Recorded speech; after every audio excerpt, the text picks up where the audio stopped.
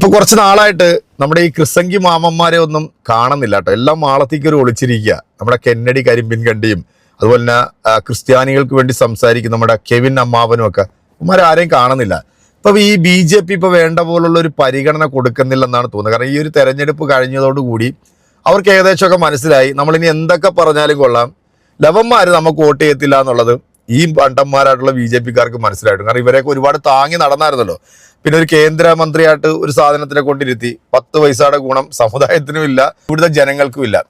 നമ്മുടെ ജോർജ് കുര്യന്റെ കാര്യമാണ് ഞാൻ പറഞ്ഞു വന്നത്. അപ്പൊ എന്താണ് നമ്മുടെ PCAP കഴിഞ്ഞ ദിവസം ഒരു വെടി അങ്ങോട്ട് പൊട്ടിച്ചായിരുന്നു. ചാനലിനകത്ത് വന്നിരുന്നുകൊണ്ട് പറഞ്ഞത്, ഞാൻ സ്വതന്ത്രനായിട്ട് മത്സരിച്ചിരുന്നെങ്കിൽ ഒരു പക്ഷെ ഞാൻ ജയിച്ചേനായിരുന്നു. ഈ BJP അതായത് താമര പോരാ, കേരളത്തിൽ അവരിനി എന്തൊക്കെ കാണിച്ചാലും ഒരു പണിയും നടക്കത്തില്ലെന്നാണ് മാമൻ വന്ന് പറഞ്ഞത്. ശരിക്കും ആ ഒരു പണി നമ്മുടെ BJPയുടെ പല നേതാക്കന്മാരുടെയും മണ്ടക്കിട്ടാണ് അയാൾ കൊട്ടിയത്. കാരണം ഇവിടെ BJPക്കാരനെന്ന് പറയാൻ രാജീവ് ചന്ദ്രശേഖർ ജി മാത്രമേ ഉള്ളൂ. ബാക്കി നമ്മുടെ ഉള്ളിസുരയും ടോർച്ച് സുരയും ശോഭ മഞ്ഞൾ ചേച്ചി എല്ലാം ഉടായിപ്പാണ്. ഇവരൊന്നും നല്ലൊരു നേതാക്കന്മാരല്ല, ജനങ്ങൾ സ്വീകരിക്കുന്നവരല്ല എന്നാണ് ഈ വേട്ടാവളിയും വന്നിട്ട് പറഞ്ഞത്.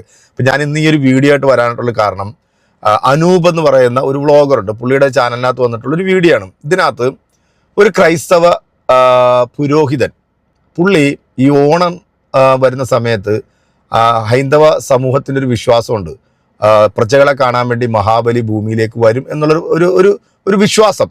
അത്തപ്പൂക്കളൊക്കെ ഇടും. പക്ഷെ ഓണം എന്ന് പറയുന്നത് അത് മലയാളികളുടെ ഒരു ഉത്സവമായിട്ടാണ് നമ്മളെല്ലാവരും കാണുന്നത് അല്ലേ. അതിനകത്ത് ജാതി മത ഭേദമന്യേ എല്ലാവരും ഓണം സെലിബ്രേഷൻ ആഘോഷിക്കാറുണ്ട്. കൂടുതലും എനിക്കൊന്ന് വിദേശ രാജ്യങ്ങളിലൊക്കെയാണ് മലയാളികൾ ഈ ഓണം ആഘോഷിക്കുന്നത് ഗംഭീരമാണ്. അതായത് അവിടെ ഒന്നും ഈ ജാതി മതമൊന്നും നോക്കാറില്ല.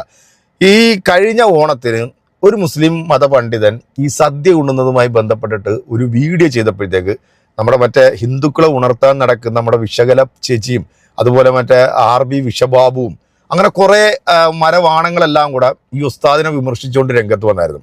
സത്യത്തിൽ ഞാനിപ്പോൾ ഇന്ന് ഈ ഒരു വീഡിയോ കണ്ടപ്പോഴത്തേക്ക് എനിക്കിത് ചെയ്യണമെന്ന് തോന്നി. വീഡിയോ കേട്ടതിന് ശേഷം നമ്മുടെ ഉസ്താദ് കൊടുക്കുന്ന ഒരു മറുപടിയുണ്ട്.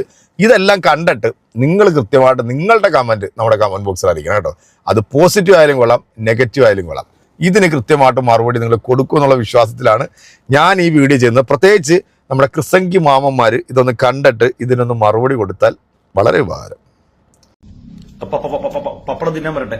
പിതാവിന് എന്തോ പറയാനുണ്ട്, നമുക്കന്ന് സവിസ്തരം സാഗൂനം വീക്ഷിക്കാം.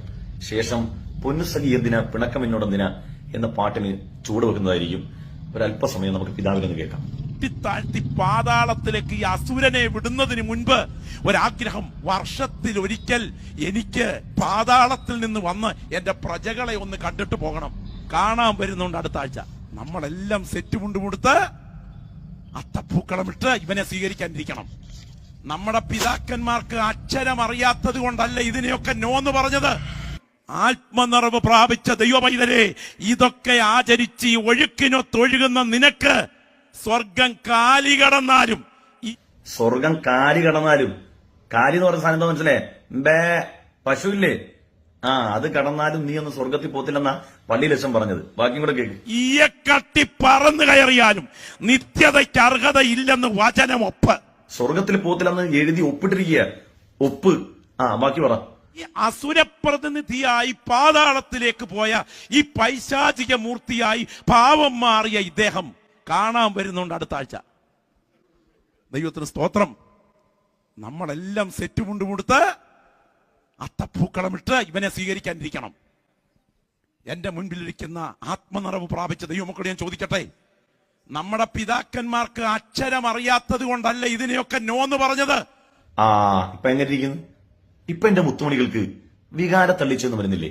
ഈ വികാര വിക്ഷോഭങ്ങൾ പ്രകടിപ്പിക്കാൻ തോന്നില്ലേ? ഇല്ലായിരിക്കുമല്ലേ? അങ്ങനെ വികാര തള്ളിച്ചയിൽ എന്തെങ്കിലും പറയണമെങ്കിൽ ഇപ്പൊ പ്രസംഗിച്ച ആളുടെ വേഷവിധാനം ഞാൻ ഈ ധരിച്ചിരിക്കുന്നത് സമാനമാകണം എന്നുള്ളതാണ്. എന്റെ പ്രിയമുള്ള സഹോദരങ്ങളെ, സ്നേഹത്തോടു കൂടി ഒരു കാര്യം പറയട്ടെ. നമുക്ക് ഏതൊരു വിഷയത്തിലും നമ്മുടെ വിയോജിപ്പും വിരക്തിയൊക്കെ അറിയിക്കാം. പക്ഷെ അത് നൈതികമാകണമെന്ന് മാത്രം, നീതിപൂർവമാകണമെന്ന് മാത്രം. ഇനി അനുവാചകരോട് സ്നേഹത്തെ ഒരു കാര്യം ചോദിച്ചോട്ടെ. ഈ കടുത്ത ഭാഷയിൽ വിമർശിച്ച ഒരു മുസ്ലിം പണ്ഡിതനെ കാണിച്ചാൻ പറ്റുമോ? മുസ്ലിം സമൂഹത്തോട്, വിശ്വാസി സമൂഹത്തോട് മുസ്ലിം പണ്ഡിതന്മാരുടെ ബാധ്യതയാണ്. നിങ്ങളുടെ വിശ്വാസം എന്ന് പറഞ്ഞ് ഇങ്ങനെയാണ് കേട്ടോ, ആ വിശ്വാസത്തിന് മങ്ങലേൽക്കുന്ന, ആ വിശ്വാസത്തിൽ ലംഘിക്കുന്ന പ്രവൃത്തി ഇന്നതൊക്കെയാണ്. മറ്റ് സമൂഹങ്ങളുടെ ആചാരങ്ങൾ അവർക്ക് വിട്ടുകൊടുക്കുക, ഇതല്ലേ പറഞ്ഞോളൂ.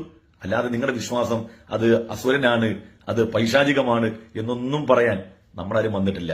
ഇനിയോ ഓണാഘോഷം അതിന്റെ ഇസ്ലാമികമായ മാനം പറയുമ്പോൾ അത് ഉൾക്കൊള്ളുന്നവരും തിരസ്കരിക്കുന്നവരുമില്ലേ? എത്രയോ ആളുകൾ ഓണം ആഘോഷിക്കുന്നു. വലിയ നേതാക്കന്മാര്, മുൻനിര നേതാക്കന്മാര് അടക്കം പോയി ഓണാഘോഷത്തിൽ പങ്കെടുക്കുന്നില്ലേ? അവരെ തടയാനോ അവരെ കൈതട്ടി മാറ്റാനോ അവരെ പച്ചയായി അവഹേളിക്കാനോ ഒന്നും നമ്മൾ നിൽക്കാറില്ല. കാരണം പറയുക എന്നുള്ള ബാധ്യത മാത്രമേ ഒരു മുസ്ലിമായ പണ്ഡിതനെ സംബന്ധിച്ചിടത്തോളൂ. അത് അനുവർത്തിക്കുക എന്നുള്ളത് അനുവാചകരുടെ കടമയാണ്. അതുകൊണ്ട് നിങ്ങൾ ഭംഗിയായിട്ട് ആഘോഷിക്കൂ, ഞങ്ങളിത് നയന മനോഹരമായി വീക്ഷിച്ചുകൊണ്ടിരിക്കുക. മറ്റുള്ളവരും കൂടി നമ്മുടെ ആഘോഷത്തിൽ പങ്കെടുക്കണമെന്ന് പറയുന്നത് അത് അത്രമേൽ നിഷ്കളങ്കമായ ഒരു ചർച്ചയല്ല. അതുകൊണ്ട് സഹോദരങ്ങളെ, നമ്മൾ ഈ സ്നേഹത്തിൽ അവനവന്റെ വിശ്വാസത്തിൽ നിന്നുകൊണ്ടുള്ള സ്നേഹമുണ്ടല്ലോ, അതുമായി നമ്മളിങ്ങനെ മുന്നോട്ട് പോകാം. നമുക്ക് പരസ്പരം സഹായിക്കുന്നതിന്, പരസ്പരം ചേർന്ന് നിൽക്കുന്നതിന് ഒരു തടസ്സവും ഇല്ല. ഇത് കണ്ടിട്ട് നിങ്ങൾക്ക് എന്താ തോന്നിയത്? നിങ്ങളുടെ വിലയേറിയ അഭിപ്രായം കമന്റ് ബോക്സിൽ രേഖപ്പെടുത്താൻ മറക്കരുത്. നമ്മുടെ അനൂപ് പറഞ്ഞ പോലെ തന്നെ ഈ കണ്ട വീഡിയോയ്ക്ക് കൃത്യമായിട്ടുള്ള കമന്റ് അറിയിക്കേണ്ടത് നമ്മുടെ വീഡിയോ കാണുന്ന പ്രേക്ഷകർ തന്നെയാണ്. പ്രത്യേകിച്ച് ക്രിസംഖികളായിട്ടുള്ള നിങ്ങളിത് കാണണം. ഇതെന്തിനാണ് ഇപ്പോൾ ഈ ഒരു വീഡിയോ കൊണ്ടുവന്നതെന്ന് ഒരു പക്ഷേ ചിലപ്പോൾ പലരും ചോദിക്കും. ഓണമൊക്കെ കഴിഞ്ഞു, ഇതൊക്കെ പഴയ വീഡിയോ അല്ലേ എന്നൊക്കെ ചോദിക്കുന്ന ആൾക്കാരുണ്ട്. പക്ഷെ ഞാൻ ചെയ്യുന്ന ഓരോ വീഡിയോയുടെ താഴെയും വരുന്ന കമന്റുകൾ അത് ചില ക്രിസംഖികളായിട്ടുള്ളവർ, ചില സംഖ്യകളായിട്ടുള്ള ആൾക്കാരൊക്കെ കമന്റ് ഇടുന്നുണ്ട്. ഇപ്പം ഞാൻ ഇന്നലെ ഇട്ടൊരു വീഡിയോ ഒരു ഉസ്താദ് ഒരു സഹോദരിയോട് കാണിച്ച പീഡനമാണ്. ആ പീഡനത്തെക്കുറിച്ച് ഞാനൊരു വീഡിയോ ചെയ്തപ്പോഴത്തേക്ക് പലരും വന്നിട്ട് അതിനകത്തിടുന്ന കമന്റ് മുഹമ്മദിന്റെ മതം ഇതാണ്, മുഹമ്മദ് ഇങ്ങനെയാണ് പഠിപ്പിച്ചിരിക്കുന്നതൊക്കെ പറഞ്ഞിട്ട് കുറെ ആൾക്കാർ വന്നിട്ട് ഇങ്ങനെ കമന്റ് ഇടുന്നുണ്ട്. ഞാൻ ആ ചെയ്തവനെ വിമർശിച്ചുകൊണ്ടാണ് വീഡിയോ ഇട്ടത്. അത് ഏത് മതത്തിൽപ്പെട്ടവനാണെങ്കിലും കൊള്ളാം, തെണ്ടിത്തരവും തെമ്മാടിത്തരവും കാണിക്കുന്നവൻ അവൻ ആ മതത്തിന്റെ അല്ലെങ്കിൽ ഒരു മുസ്ലിം നാമധാരിയാണ്, അല്ലെങ്കിൽ ഒരു ഹിന്ദു നാമധാരിയാണ്, അല്ലെങ്കിൽ ഒരു ക്രിസ്ത്യൻ നാമധാരിയാണെന്ന് വിചാരിച്ചിട്ട് ആ മതത്തെ മൊത്തം അടച്ചാക്ഷേപിക്കാനോ അധിക്ഷേപിക്കാനോ നമ്മൾ തയ്യാറല്ല. ആ ചെയ്യുന്ന പ്രവൃത്തി കാണിച്ചിട്ടുള്ളവൻ ആ ഒരു മതത്തിൽപ്പെട്ടതായതുകൊണ്ട് ആ മതം മൊത്തത്തിൽ മോശമാണെന്ന് നമുക്ക് ആർക്കും പറയാൻ പറ്റത്തില്ലല്ലോ, അങ്ങനെ പറയാൻ നമുക്ക് സാധിക്കത്തില്ല. പക്ഷേ ഇവിടെ ചിലർ ഏതെങ്കിലും ഒരു പ്രത്യേക മതവിഭാഗത്തിൽപ്പെട്ടവരാണ് എന്തെങ്കിലും കുറ്റകൃത്യങ്ങളിലോ തെറ്റുകളിലോ ഉൾപ്പെടുന്നുണ്ടെങ്കിൽ അടച്ച ആ മതത്തെ മൊത്തം ആക്ഷേപിക്കും. ഇപ്പൊ ഈ അച്ഛൻ പറഞ്ഞ ഈ ഒരു കാര്യം നിങ്ങൾ കേട്ടല്ലോ. ഹൈന്ദവ മതവിശ്വാസ പ്രകാരം മഹാബലിയെ ദൈവമായിട്ട് വരെ ആരാധിക്കുന്നവർ ഒരുപാട് ആൾക്കാരുണ്ട്. അപ്പൊ ഇത്രയും മോശമായ മ്ലേച്ഛമായ രീതിയിൽ ഈ ഒരു പരാമർശം നടത്തിയിട്ട് ഞാൻ ഇവിടുത്തെ കർമ്മ കക്കൂസ് അല്ലെങ്കിൽ നമ്മുടെ മലൻ നമ്പ്യാരുടെയൊക്കെ ചാനലുണ്ടല്ലോ, ഇവന്മാരുടെ ചാനലിനകത്തൊന്നും ഈ വീഡിയോ വന്നതിന് ശേഷം ഒരു ചർച്ചയും ഞാൻ കണ്ടിട്ടില്ല. അന്നും കണ്ടിട്ടില്ല, ഇപ്പോഴും കണ്ടില്ല. പക്ഷെ ഇപ്പോഴും പഴയ പല ഉസ്താക്കന്മാരുടെ വീഡിയോകളൊക്കെ എടുത്തുകൊണ്ട് വന്നിട്ട് ഈ ചാനലിനകത്ത് വന്നിരുന്നുണ്ട്. ഇപ്പം ഈ വിസർജനം ചാനലിനകത്ത് കുറെ കീടാണുക്കളെല്ലാം കൂടെ വട്ടം കൂടി ഇരുന്നുകൊണ്ട് കൊണകൊണ അടിക്കുന്ന ഒരു സംഭവം ഞാൻ ഇപ്പോഴും കാണാറുണ്ട്. ഇന്നലെയും അത്തരത്തിലുള്ളൊരു വീഡിയോ ഉണ്ട്. ഇപ്പോഴും തുപ്പൽ ജിഹാദ്, മറ്റേ ജിഹാദ്, പർദ ജിഹാദ്, അങ്ങനെ എന്തൊക്കെ ജിഹാദുകളുണ്ടോ ആ ജിഹാദുകളെ കുറിച്ചിട്ട് മാത്രം സംസാരിക്കുന്ന ഇവന്മാർക്ക് വേണ്ടിയാണ് ഞാനിപ്പോൾ ഈ ഒരു വീഡിയോ ഇട്ടത്. ഇത് കണ്ടിട്ട് നിങ്ങൾ അതിന് കൃത്യമായിട്ടുള്ളൊരു കമന്റ് അറിയിക്കും. എന്നിട്ട് നീയൊക്കെ വന്നിരുന്നുണ്ട് കൊണയടിച്ചാൽ അതിനൊരു അന്തസ്സുണ്ടെന്ന് പറയാം. അന്തസ്സോ അഭിമാനമോ ഉളുപ്പോ ഈ പറയുന്നവന്മാർക്ക് ഇല്ല എന്നുള്ളത് നമുക്ക് നേരത്തെ അറിയാം. എങ്കിലും അല്പമെങ്കിലും ഉണ്ടെങ്കിൽ ഇതൊക്കെ കാണുമ്പോഴത്തേക്ക് എന്തെങ്കിലുമൊക്കെ ഒന്ന് വായിൽ നിന്ന് മൊഴിയടാ.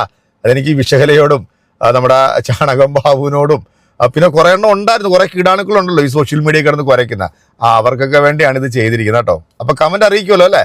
അപ്പൊ അടുത്തൊരു വീഡിയോ നമുക്ക് വീണ്ടും കാണാം. ബൈ.